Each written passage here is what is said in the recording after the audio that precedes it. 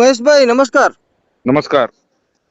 પ્રાથમિક દ્રષ્ટિએ જોતા અત્યારે રાતના કઈક સમય થઈ રહ્યો છે 9:44 નો. જી જી. તો શું છે અત્યારની હોવાની પોઝિશન અને પોઝિશનને ધ્યાનમાં લઈ હા ચેમ્બરની આજે ખૂબ મહેનત હતી બધા દ્વારા જાણવા મળ્યું. જી જી. તો અત્યારની પરિસ્થિતિને લઈ શું સમાચાર છે? બસ ચેમ્બરની મહેનત તો સાહેબ ચેમ્બરની મહેનતમાં તો એવું કે ચેમ્બરના બધા સદસ્યો છે. ચેમ્બર આપણી બધા પોતાની જ છે ને પોતાનો જ એક પ્રશ્ન હતો. જી પ્રશ્ન પણ નહીં કહી શકાય, પણ આને વારંવાર રજૂઆત કરી છતાં પણ આ લોકોએ રોડ ના બનાવ્યા એટલા માટે એકદમ વ્યાજબી માંગણી છે કે ભાઈ તમે જે ટોલ લો છો તો એના બદલે તમે અમને રોડ આપો. એમ રોડ નતો એટલા માટેનો જ હતો. અને હવે બસ લગભગ રાત્રે એક મીટિંગ છે, જો ઓફિસર આવી જશે આપણે નેશનલ હાઈવે ના. જી ગાંધીનગર થી એક ઓફિસર આવી રહ્યા છે ને કચ્છમાંથી વહીવટી એડમિનિસ્ટ્રેશન માંથી પણ એક બે ઓફિસર આવશે એવા સમાચાર છે. જી તો હવે એ લોકો આવીને શું લઈ આવે છે વાત કે કોઈની હાજરીમાં નેશનલ હાઈવે કોઈ એક્સેપ્ટ કરે છે કે ભાઈ અમારા ખરાબ રોડ હતા કે હવે અમે કરી દેશું કે કઈ રીતે કરી દેશે કે શું આપે છે, જી એના ઉપર ચર્ચા થશે આગી. બાકી એકદમ વ્યાજબી જ માંગણી હતી. વર્ષોથી ટ્રાન્સપોર્ટર ભાઈઓએ ખૂબ નુકસાન છેલ્લા 1 વર્ષથી વેઠી રહ્યા છે. એટલે હવે તો પરાકાષ્ઠાએ પહોંચ્યું હતું, એટલા માટે આ બધાએ પોતાની સ્વેચ્છાએ ગાડીઓ ઉભી રાખી આજે. જી ખાસ કરી આખા દિવસ દરમિયાન કોઈ એવો રાજનેતાના કે કોઈના ફોન કોલ્સ કે એમના દ્વારા કાંઈ ઉપર રજૂઆત થયેલી એવો કોઈ સમાચાર સામે આવ્યા હતા? ના, એટલે રાજનેતાને ફોન કોલ્સ નહીં, પણ આપણા ધારાસભ્ય આપણા સંસદ સભ્ય શ્રીએ તો રોડ સરખા કરો એ વારંવાર રજૂઆતો કરેલી હતી. જી પણ છતાં પણ આ નેશનલ હાઈવે દ્વારા થયેલું નતું. એટલે ધારાસભ્યને સંસદશ્રી અવારનવાર રજૂઆતો તો કરેલી જ હતી નેશનલ હાઈવે ને, જી છતાં પણ રોડ નતા થયા. જી તો અત્યારનો હાલનો વાનો કેવી પરિસ્થિતિ છે? બધા ટ્રાન્સપોર્ટરો ત્યાં છે ને ખૂબ અત્યારે ખૂબ ખૂબ સારી એકતા છે ટ્રાન્સપોર્ટર ભાઈઓમાં. લગભગ બંને સાઈડ 7-7, 8-8, 10-10 કિલોમીટરની લાઈનો થઈ ગઈ છે. અને તમામ ડ્રાઈવરોને જમવાની, પાણીની બધી વ્યવસ્થાઓ ટ્રાન્સપોર્ટર ભાઈઓ દ્વારા બહુ સરસ કરવામાં આવી છે. દરેક ડ્રાઈવરને ફૂડ પેકેટ પહોંચી ગયું છે, બધી જ વ્યવસ્થા, એમ કે ડ્રાઈવરોને કોઈ પણ તકલીફ ના પડે એવી.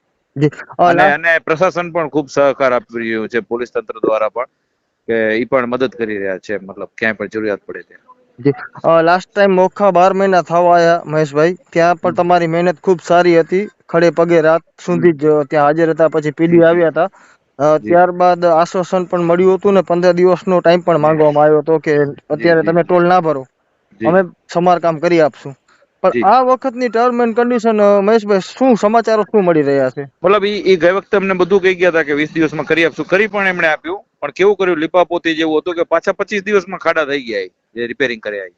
જી એટલા માટે થોડા આ વખતનું હવે કઈ રીતે કરશે, કેમ કરશે, અને આ વખતે અમને ગેરંટી આપે એના બદલે તંત્રને ગેરંટી આપે અથવા તો એડમિનિસ્ટ્રેશનને ગેરંટી આપે, જેથી કરીને એમની પાસે રાઇટિંગમાં હોય કે આ કરવાનું છે ને એનું ફોલોઅપ એડમિનિસ્ટ્રેશન લે.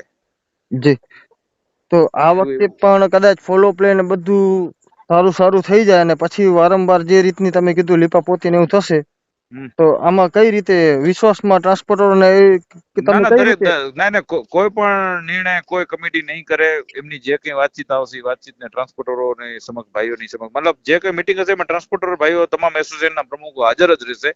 અને બધા જે નિર્ણય કરશે એ સંયુક્ત નિર્ણય આવશે એમાં. એટલે એમાં તમને કઈ રીતે વિશ્વાસ આવશે એમની વાત ઉપર? એ તમને કઈ રીતે એ શક્ય હવે લાગે? નીરવભાઈ એમાં એવું છે કે હજી આવે છે સાહેબની શું વાત આવે છે, આપણે એના ઉપર શું ચર્ચા કરવી, શું વાત આવે છે, એક કોઈ વાત આવે એના ઉપરથી પછી આપણે જી આગળ કઈક નિર્ણય કરી શકે. હજી અમને ખ્યાલ નથી કે એમની શું વાત આવશે 10:30, 11 વાગે એમ. જી એટલા માટે સર મહેશભાઈ છેલ્લો પ્રશ્ન લઈ લઈશ. આજે જે રોડ નો ટોલ અંતર્ગત જે પણ મુહિમ ચાલી, હા તો આ કચ્છમાં આર્થિક રીતે આનું કેટલું થઈ શકે તમારા હિસાબ પ્રમાણે નુકસાન નુકસાન કેવું કે? જી આર્થિક નુકસાન તો સાહેબ ઘણું થાય. એનું કારણ છે કે આજે 1,000 ગાડીઓ લગભગ 15,000 ગાડી જેટલી રોકાઈ ગઈ. 15,000 ગાડીમાં જે કાર્ગો છે એ બરાબર. જી એના સિવાય હું એમ કહીશ કે ટ્રાન્સપોર્ટર ભાઈઓએ પોતાની ગાડી ઉભી રાખી છે. સાહેબ એક ગાડીનું આજે તમે 5,000 રૂપિયા કે 7,000 રૂપિયા લોસ ગણો દિવસનો કમાણીનો, કારણ કે 50 લાખ રૂપિયાની ગાડી આવે, 5,000 રૂપિયા લોસ ગણો જી તમે ગાડીનો, તો 15, 50, 75 લાખ રૂપિયા, 1-1.5 કરોડ રૂપિયા જેવો તો આપણે ટ્રાન્સપોર્ટર ભાઈઓનો લોસ ગયો આજના દિવસ. બીજું ડાયરેક્ટલી ઇનડાયરેક્ટ 30 થી 40 હજાર રોજગારી ઉપર ફરક પડ્યો. જી કારણ કે આ બધી ગાડીઓ છે એ જાત તો ખાલી થાત, ત્યાંની ગાડીઓ ભરાત, એટલે લેબર છે, મશીનો છે, હોટલો છે, ડાયરેક્ટલી ઇનડાયરેક્ટલી ઘણા બધા બિઝનેસોને અસર કરે. જી પણ આ છેલ્લો રસ્તો હતો ટ્રાન્સપોર્ટર ભાઈઓ પાસે, એટલે એમાં યોગ્ય જ હતો કે ભાઈ હવે તો નહીં તો ટ્રકો એમની 30-30% ઉભી, કોઈ ડ્રાઈવર ટ્રીપ કરવા જવા તૈયાર નથી જી એટલા માટે છે. જી ખૂબ ખૂબ આભાર મહેશભાઈ. આપ પણ થેન્ક ખડે યુ. પગે સવારથી આખી ટીમ ઊભી છે જી ચેમ્બરની, જી અને જી ખાસ કરી જી સાહેબ. ડ્રાઈવરો ટ્રાન્સપોર્ટરોને અમારા પણ એવા આશા કે તાત્કાલિક ધોરણે એમની મુહિમ જે છે એનો અંત થેન્ક આવે ને એમને સારું પરિણામ મળે. Thank you Nirav.